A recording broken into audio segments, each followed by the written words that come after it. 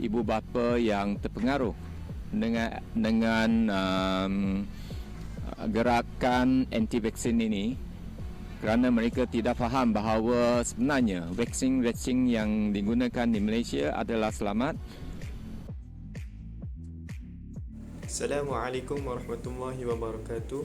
Nama saya Muhammad Adib bin Muhammad Rashidi, nama matrik AA 200114. Hari ini saya ingin membentangkan tentang pendahuluan yang berkaitan dengan vaksin.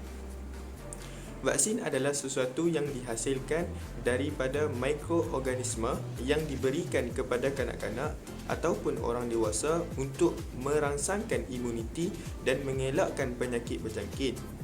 Pemberian vaksin di Malaysia telah dipraktiskan sejak sekian lama.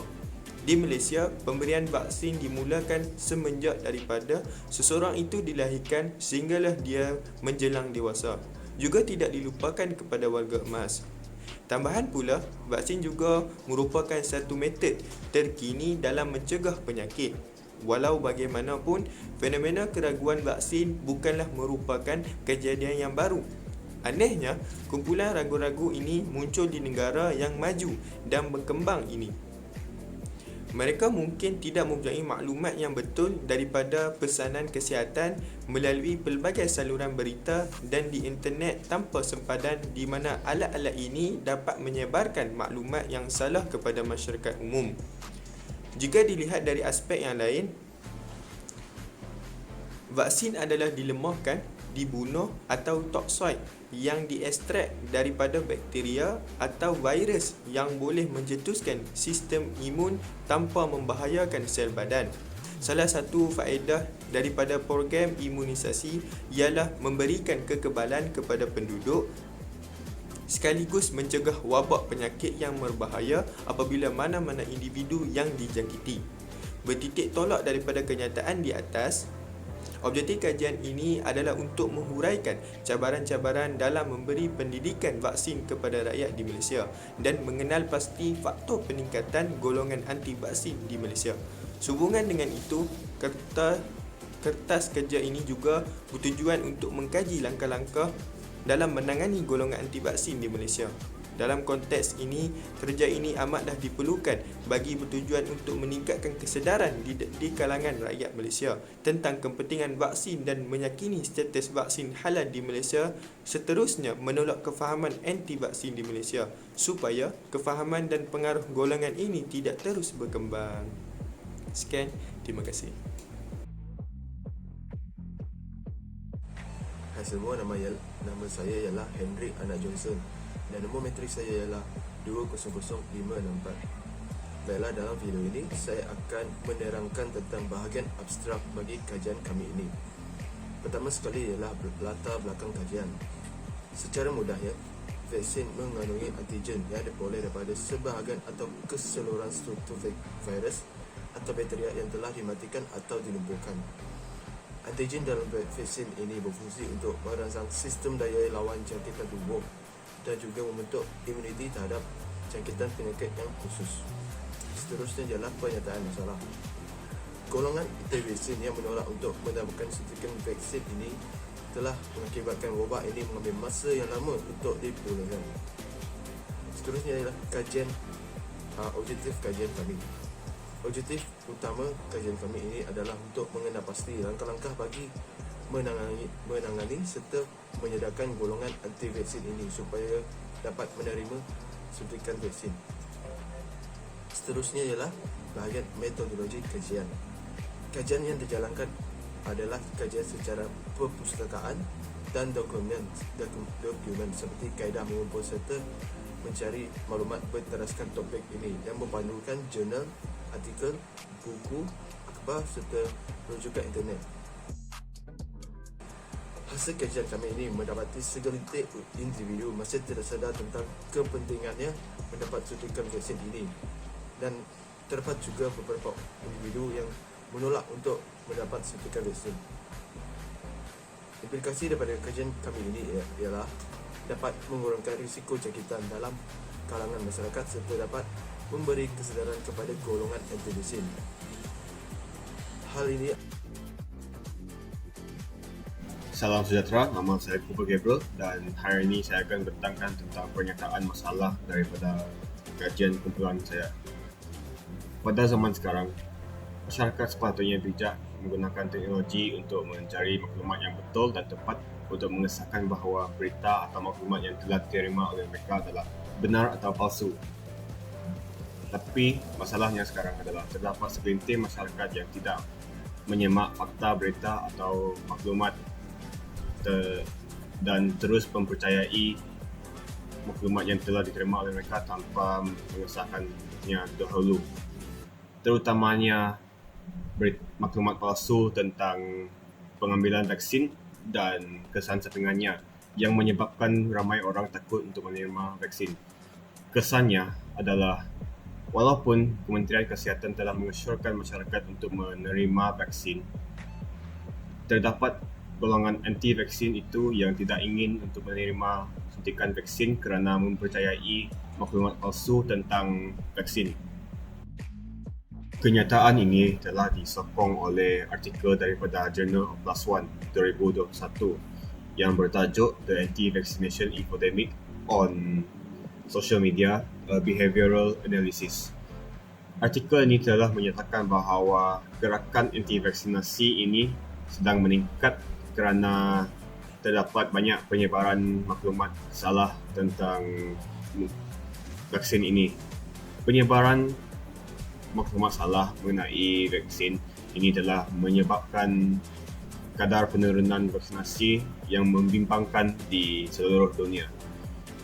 Artikel of Plus One ini juga menyatakan bahawa golongan anti-vaksinasi ini telah menggunakan Twitter sebagai ruang gema mereka untuk menyebarkan pandangan dan maklumat salah mengenai vaksin yang telah dihasilkan.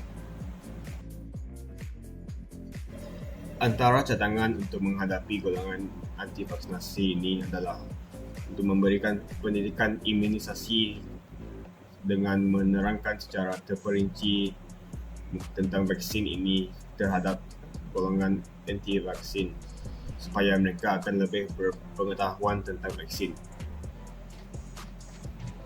Seterusnya, kita haruslah memahami dan menerima kebimbangan ibu bapa dan salah faham mereka mengenai imunisasi ini kerana mereka tidak ingin untuk membahayakan nyawa anak-anak mereka. Kita dapat menolong mereka dengan menerangkan tentang faedah, kesan sampingan dan risiko pengambilan vaksin ini. Pendidikan golongan anti-vaksinasi ini penting supaya kadar vaksinasi di negara dan seluruh dunia dapat meningkat. Dengan peningkatan kadar vaksinasi, kita dapat mencapai herd immunity atau kekebalan populasi, iaitu ketahanan suatu populasi terhadap penyebaran infeksi patogen. Dengan ini, dapat dirumuskan bahawa gerakan anti-vaksin ini semakin meningkat dan kadar vaksinasi kita semakin menurun. Dan masalah ini harus diberi perhatian yang secukupnya supaya rakyat tidak akan dibebankan oleh penyakit-penyakit ini yang dapat dielakkan oleh suntikan vaksin.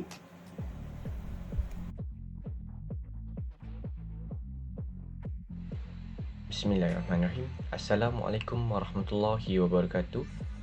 Nama saya Muhammad Faiz bin Hazrul, pemegang kad matrik AA201167. Saya akan membentangkan tentang objektif kajian. Objektif kajian ialah untuk menghuraikan cabaran-cabaran dalam memberi pendidikan vaksin kepada rakyat di Malaysia. Mengenal pasti faktor peningkatan golongan anti-vaksin di Malaysia.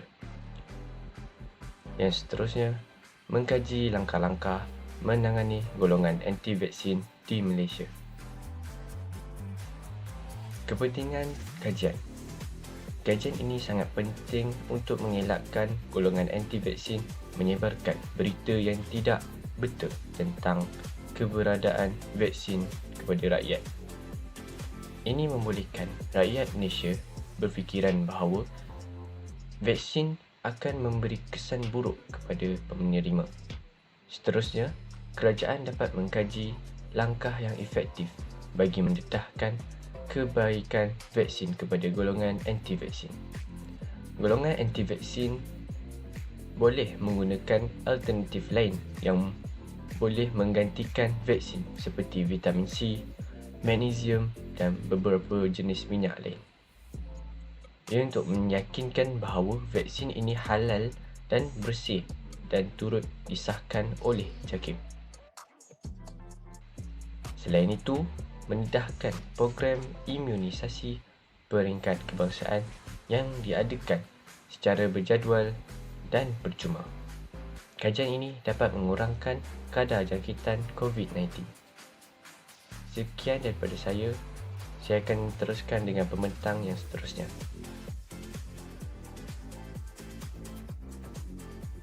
Assalamualaikum warahmatullahi wabarakatuh dan salam sejahtera. Nama saya Muhammad Fikri bin Muhammad Razali, nombor metrik AA200314, dan hari ini saya akan membentangkan tentang analisis kajian, perbincangan dan kesimpulan berdasarkan kajian kumpulan kami. Hasil dapatan analisis yang pertama ialah pemerintah dalam sesebuah negara haruslah menjaga keselamatan dan kesihatan rakyatnya.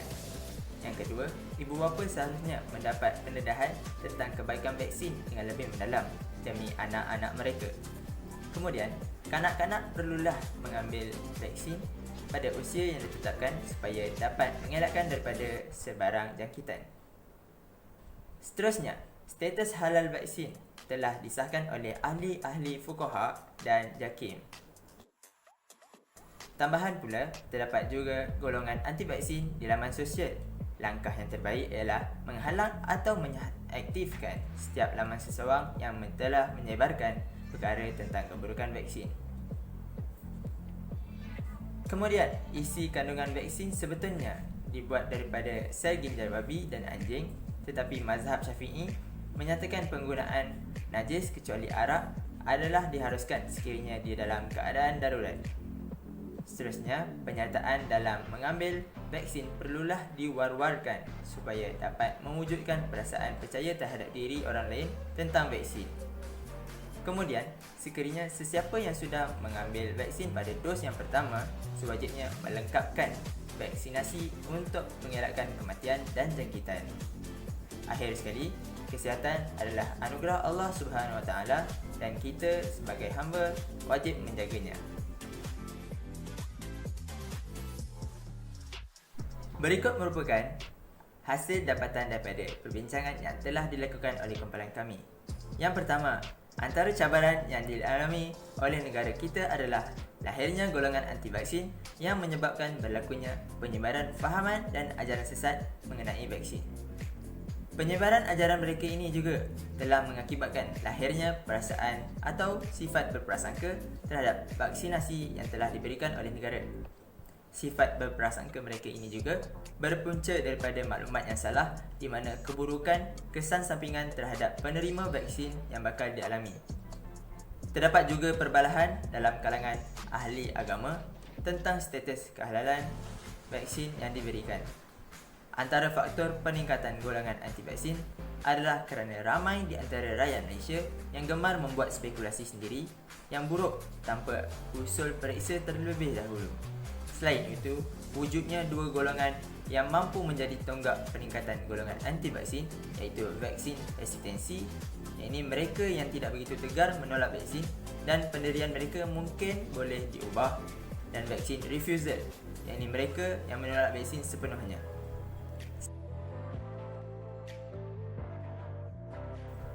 Seterusnya, ibu bapalah yang menentukan keputusan bagi anak-anak mereka dalam pengambilan vaksinasi. Jika terdapat ramai golongan ibu bapa yang menolak vaksin, maka akan terlahirlah suatu kelompok anti-vaksin dalam kalangan anak-anak. Langkah mengatasinya adalah sekiranya gerakan anti-vaksin dilakukan secara terbuka di media sosial, pihak yang bertanggungjawab perlulah mengambil tindakan ke atas akaun pengguna tersebut. Pihak kerajaan perlulah membuat penyediaan yang lebih rapi dalam memberi pendidikan kepada rakyat dengan cara membina semula kepercayaan mereka terhadap keberkesanan vaksinasi.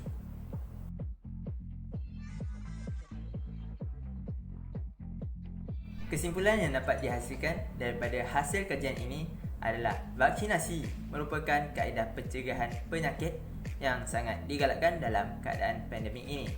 Pertambahan golongan anti-vaksin akan menyukarkan keadaan di negara kita. JAKIM telah mengharuskan penggunaan vaksin dengan mewartakan status halalnya. Kita tidak digalakkan menentang golongan anti-vaksin dengan kekerasan kerana ini tidak dapat mengubah cara mereka berfikir. Kita bertanggungjawab memberi penerangan tentang vaksin kepada golongan anti-vaksin supaya pandangan mereka dapat diperbetulkan dan tidak mengilukan orang lain. Harapan kami agar rakyat Malaysia bersatu dan menyokong tindakan KKM dalam membasmi virus COVID-19 di negara kita.